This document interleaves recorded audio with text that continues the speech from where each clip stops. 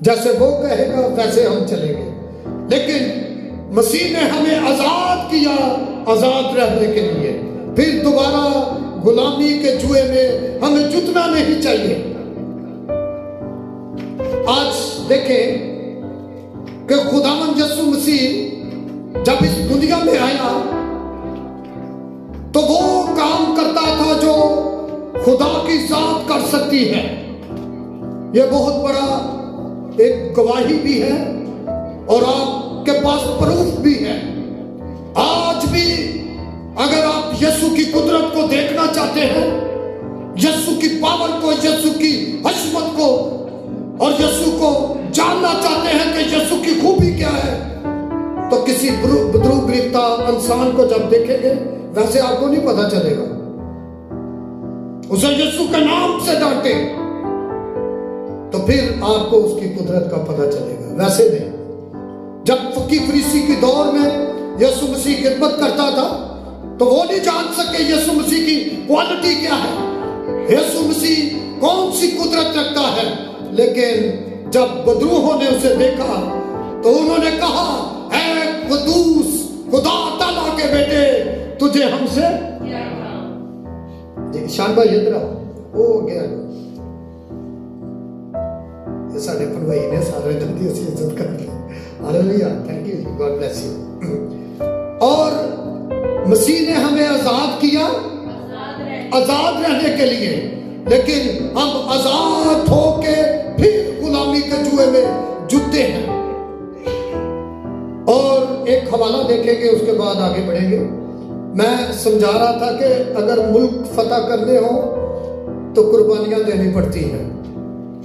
آج ہم جتنی مرضی قربانیاں دیتے لیکن ہم گناہوں کی گرفت سے، شیطان کے چنگل سے، اس کی قید سے، اس کی گرفت سے نکل نہیں سکتے تھے جب تک ہمیں یسوع مسیح نہ چھڑاتا. ہاللیلویہ.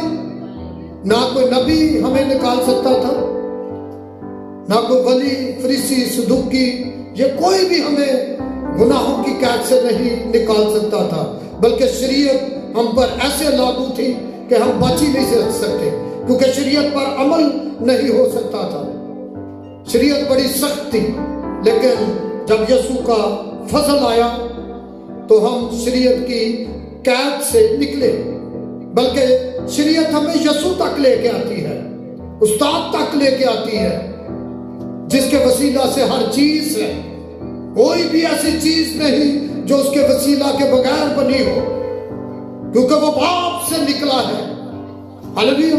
حوالہ نکالیے گا، یوحنا 8:31 آیت دیکھیے گا.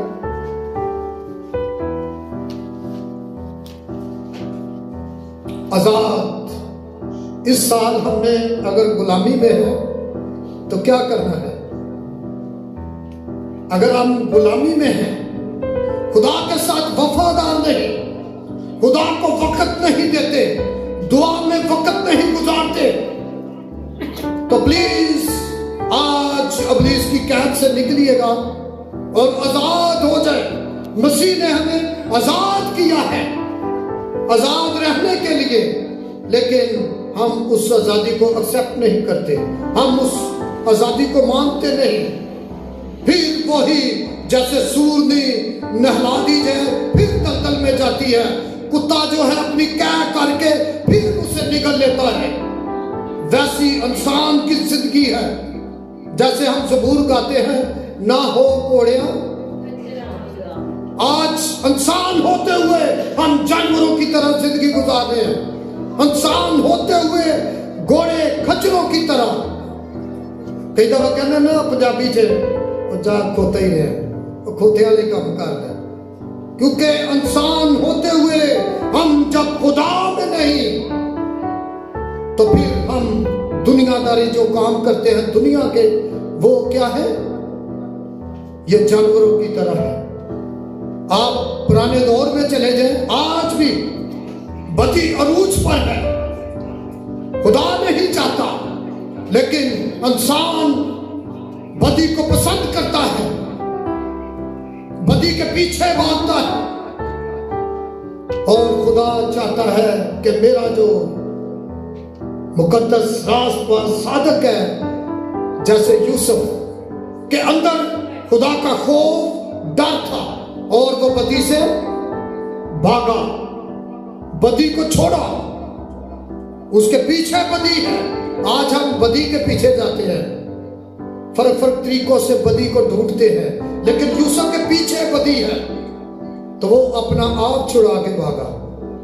तो खुदा ने उसे ऐसी सरफराजी बख्शी कि वो उन ममालिक का बादशाह बन गया, हाकिम बन गया, हर चीज उसके कंट्रोल में आ गई। खुदा ऐसे सरफराजी और इज्जत बख्शता है, हालेलुया। जो बदी से किनारा करता है, जो अपनी दुनियादारी को छोड़कर खुदा की तरफ आता है, खुदा उन्हें सरफराज करता है और बुलंद बाला करता है। अपने आप को, मैं पहले मैसेज में भी सुना चुका हूं, अपने आप को छुपाएं और खुदा को आगे करें। यीशु मसीह भी जब इस दुनिया में था, खिदमत की उसने, जिस्मानी दुनियावी खिदमत, तो उसने बाप को आगे रखा और अपने आप को छुपाए रखा।